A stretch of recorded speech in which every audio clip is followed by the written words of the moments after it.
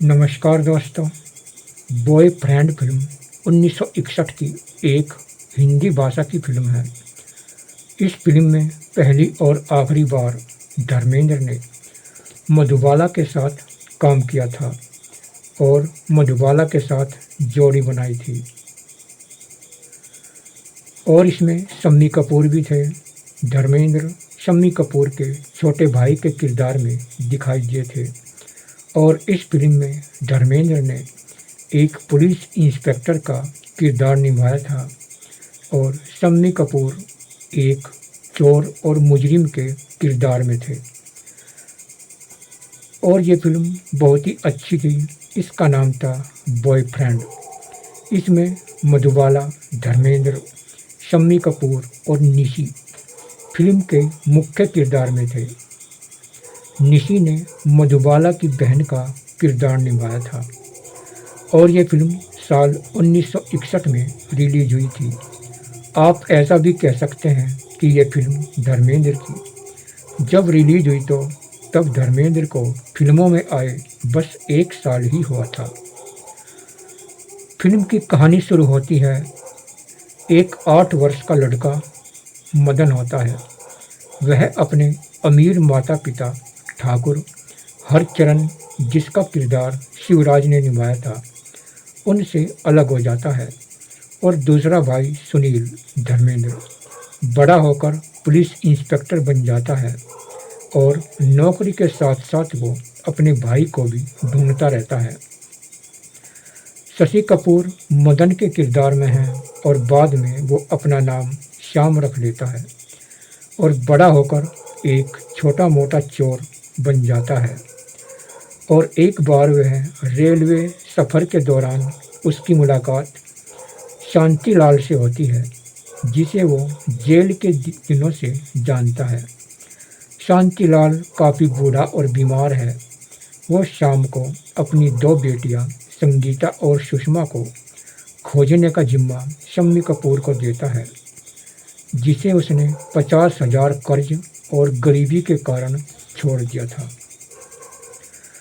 जब शाम मुंबई पहुंचता है तो उसे सुषमा मिल जाती है, लेकिन वो टैक्सी लेकर वहां से चली जाती है और शाम उसका पीछा करते हुए उनके घर तक पहुंच जाता है और वहां उसकी मुलाकात उसकी दूसरी बहन संगीता से होती है और वो दोनों को उनके पिता से हुई मुलाकात के बारे में बताता है।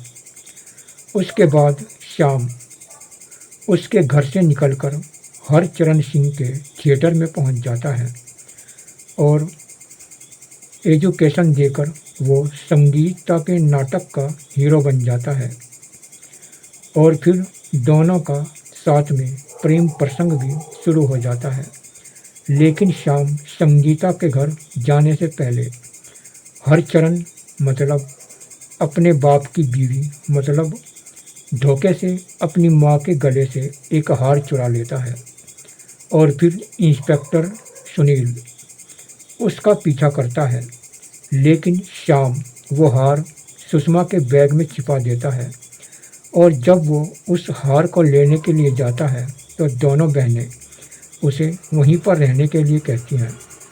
शाम को अपनी गलती का एहसास होता है और वो हार वापस करने के लिए चला जाता है। उसे वो हार हरवचन सिंह का नौकर चोरी कर लेता है।